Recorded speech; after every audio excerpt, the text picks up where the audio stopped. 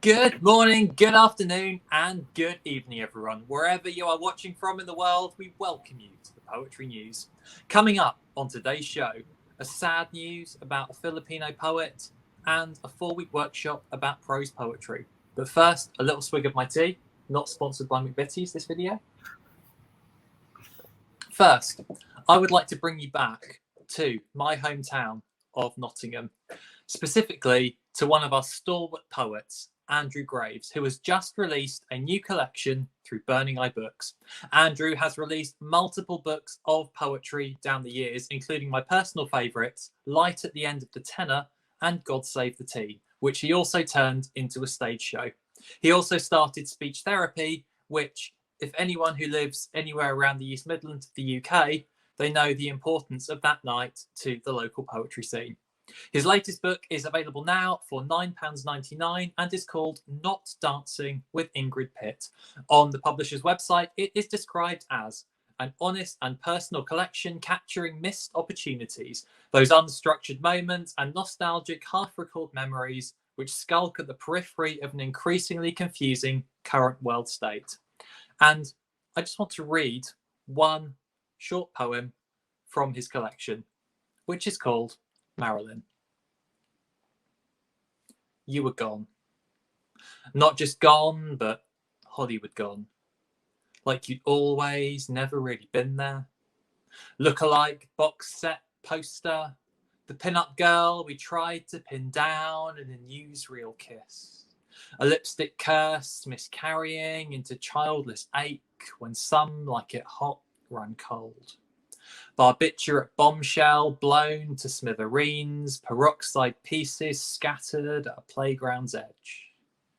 You were star and rumour, shimmer and shadow, skirt and steam, dirt and dream, magic, misfit, Norma Jean. This is a collection I'll certainly be buying, and if you're interested too, then head over to burningeye.bigcartel.com. So, Squigs, Eddie, what do you think about this? Do you fancy getting a copy? What do you think of that poem? Before we get to the poem, I just really want to say that the topic of nostalgia and this reminiscence of the past is something that really interests me. And I do believe that when we write about these things and when we try to go back to these spots of time in the past, we try to see them in a different light now that we're ahead, now that we're in the present or that point's future, and we look back, and it does mean a lot to go back to these points. And that now that you mentioned this, and I would be very interested in getting the book. It is, I think, important for people to reminisce and to think of these points in their past that have shaped who they are today. And that poem is beautiful. The assonance, the repetition of the sound, especially this sound, is just so beautiful and captivating. Really is. Yes, beautiful piece. Nostalgia is definitely a place that I suppose where we all come from in our writing, and I love that this work celebrates that. Absolutely. It's a real, that nostalgia element is a real feature throughout Andrew's previous work as well. And it's also, Andrew does a lot of work and writing pieces and hosting podcasts all about old movies and obscure movies as well. So that nostalgia retro thing is a real passion of his generally. So yeah, for anyone who's interested, burningeye.bigcartel.com, and the book is available there now for £9.99. So thanks, Eddie and Squigs, and we will be back right after this.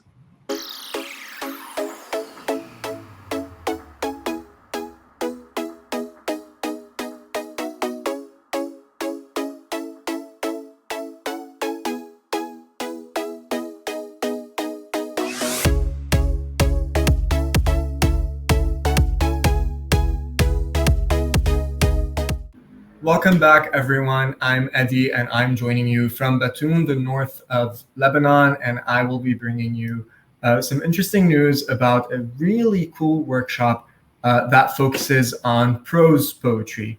It is titled The Brick Box Paradox, a prose poetry workshop. It is hosted by Danielle Mitchell, who is the founder of the Poetry Lab, and it will take place over 4 weeks in the month of September, starting with September 9, and it takes place at 1 a.m. GMT. Let me tell you a bit about this course, this 4-week course. It is a workshop that is appropriate for all levels. It includes 4 weeks of live Thursday evening lectures, discussions, and guided writing time on September 9, 15, and 23. After taking a week off for poem polishing, the workshop culminates in a live online show on Thursday, October 7, where participants can share their work and celebrate each other. Now, in the workshop, you will learn the history of prose poem and trace its evolution through modernism into the present day, examine common and uncommon craft techniques, open the door, walk through, all the while you will be creating your own prose poems, memos, lists, postcards, time lapses, ephemera, everything will be included in this workshop. The final night, like I said, is devoted to sharing newly crafted work, celebrating yourselves and each other, discussing new features now that you have been given this permission, if you want to say, or now that you have given yourselves this permission to answer this age-old question: what is prose poetry? Like I said, the workshop begins on Thursday, September 9, and all the other workshops are on September 16, 23, and October 7. You can find all the details to this workshop in the link that will be attached to this video. Squigs, Martin, what do you think about prose poetry first and about this workshop? I think I would like to know more about prose poetry. In fact, I'm sure I've been writing some myself without having known the structure, so being more informed, I look for the opportunity to expand on my craft, and I hope all other poets as well watching this. Well, absolutely. Very much agree with you there, Squigs. I think I write a lot of prose poetry without realizing that I am, and I think just certainly in the UK and from what I've seen from Zoom events, I see more and more prose poetry getting more and more prevalent in the way that people are writing, and I feel it's just as valid a form of poetry as any other. You kind of in your own mind if something's a poem or if it's not a poem, whether or not it rhymes. And I feel because there's so much of it around at the moment, it's really important to learn about it, and by understanding where it comes from, you can really help to sort of perfect your craft within it, in a similar way to the workshop that we were talking about last week that was looking more at forms. You improve through understanding, and it sounds really fascinating. I also really like that you've then got time to polish your poems, and the workshops are really building up to something. Yes, I really like that. It focuses your mind. It gives you something to work towards. Yeah, like prose poetry is a form of poetry like everything else, and it is something that people should work on. Poets should work on and try to understand, similarly to how they would try to understand any other form of poetry, like haikus or pantums or whatever. So it is really interesting to have this workshop, just this focused on this one form that is confusing to many people. Like, is it prose? Is it poetry? What makes it a prose poem? What makes it a poem? And all the elements that are put together for that. All right. Next, we will move on to Squigs segment, but first, let's stop for a break.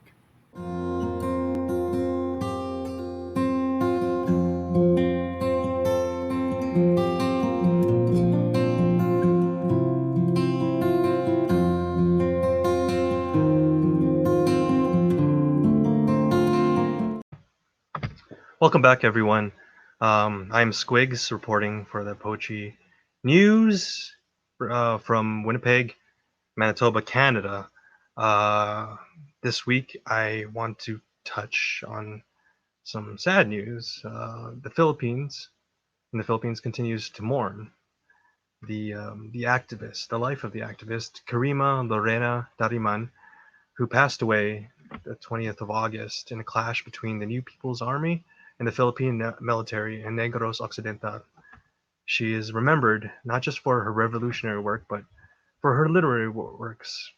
After all, she was a poet. This is reported by www.rappler.com. Karima Dariman was 42. In 2017, she published her last poetry collection, Pag-aaral sa Oras, ang mga lumang tula tungkol sa bago, Reflections on Time, Old Poems and the New, which CNN Philippines named one of the best books by Filipinos in 2018. She's quoted as saying, "Someone said that society itself is the bigger detention cell, and that's the reason I am still struggling to be emancipated." Karima was quoted as saying by her father, Pablo Tariman, on Facebook. News.abscbn.com reports that Karima was one of 3 fatalities in the encounter between soldiers of the 79th Infantry Battalion and members of the New People's Army. The 2 others who perished were a man named Ka Pabling, identified by a comrade of Karima, and a 31-year-old private first class Christopher Alada. The clash happened in the early morning around 6 a.m., and the exchange of fire went on for a little more than half an hour. I would like to share a piece by Karima titled Salaysay at Kasaysayan. It is translated by Ilang Ilang Kian. History and story. Number 1. The calluses on his feet have grown the size of garlic. A bulb for each heel. His skin is thick, under the layers of thinning tatters, of various fading colors, worn-out labels of clothes, and pesticide bottles that burned him in debt. When the lean season came, the shadow of his nose, the dark in his sun-browned face, creases as he narrates his story. A flame dances between us, as his wife tells of how her hands were viciously lashed when she tried to save their crops from being inundated. Livelihoods eventually needed washing off by the stream. Even without the onset of drought, even without the coming of storms, calluses grew enormous. Hands get bloodied and torn. What do we do about exploitation? Who planted the greedy plunderers in our land? Where are its roots? When do we pull out abuse by its foundations? What kind of calamity is this semi-feudalism? Number 2. The streams are being muddied by footsteps, rushing towards each front, to the fields where a new government is a seedling born. What law of the land, law of the heavens, raging miracle of pains, of hunger, brought us over to the side of the people? There is none that was written or told, none that was carved or sculpted, no book, no legend. We are here asking, what law? We who are mere drops in an unstoppable surge that comes. That is a translation, of course, by Ilang Ilang Kiano. Dedicated with love, of course. This is by Karima Lorena Dariman, people's poet and warrior, 1979 to 2021. And yeah, it just seems like quite the theme. Volumes of silenced voices that we celebrate. It's sad to report here at the Poetry News. I would like to invite my heralds once again, Eddie and Martin, to speak any opinions, ideas about poetry and politics and how it's costing lives. Gentlemen.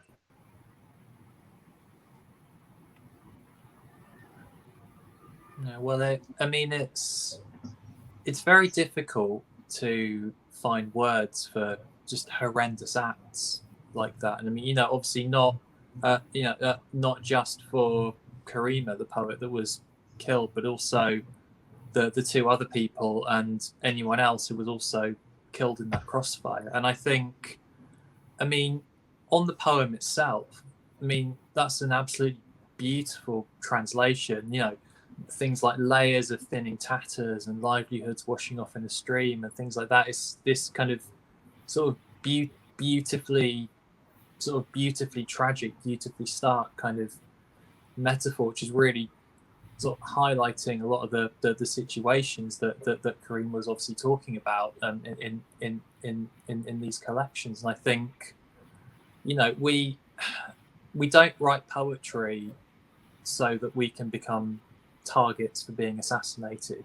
We write poetry because we have something to say. And I think whenever you see something like this, it becomes even more important to not let these vile, intimidatory actions stop you, whether you're a poet or not, stop you from saying what needs to be said, from standing up to what needs to be stood up to. These only highlight the cowardice of the sort of people that are doing these acts, and it's even anything like this just makes it even more important to stand up to them. Yeah, I agree with Martin. It is very important for us to stay in power, to stay with this powerful tool that we have as poets, and see that we have light in our hearts, and that we just want to share what we want to share, and just to see brilliant poets like Karima lose their lives. It is really tragic, especially when such poets are speaking or are sharing with the world how things really are, and how they are saying the truth in a very beautiful manner. And may she rest in power, and everyone else who caught in the crossfire, may they rest in power. Thank you, Absolutely. Martin, Eddie. I just want to say as well that Karima is survived by her husband, the activist, musician, and poet Erickson Acosta, currently a political detainee, and as well by their son, who is now 18. Of course, for more information on this, please visit therappler.com and abscbnnews.com. So that's my segment, and thank you, gentlemen, for sharing this moment with me, sharing this space to give voice. All right, so what do we have coming up for the week there, Martin? So, to say, it's been an absolute pleasure as always to share this time with you, and also to everyone who is watching. We have lots and lots here at Poetry Global Network. So, we at the Poetry News, we broadcast at 7 p.m. London time every Monday. We also have the Poets React, which broadcasts every week. We have the Poets Lighthouse, again, every week. We have new shows in the pipeline. We have Bottoms Up, our weekly open mic that travels around the different time zones of the world. We have loads going on. We would love for you to give us a follow on YouTube or Instagram or whatever your social media of choice is. We would also love to know what you think about the articles that we've brought up today. How do you feel about Andrew Graves' book? How do you feel about the workshop about prose poetry in general? How do you feel about poets being killed in cowardly acts? We would love to hear from you. We'd love to get a conversation going. So please do comment below, and please do look below for all the links as well. And of course, don't forget to hit the like button, hit the subscribe button, comment below, follow us on Instagram, on Facebook. And if you have anything you would like to share with us, please reach out to us on poetryglobalnetwork@gmail.com. Thank you for everyone who joined us in this episode. We will see you next week. Thank you, Squigs. Thank you, Martin. We'll see you soon.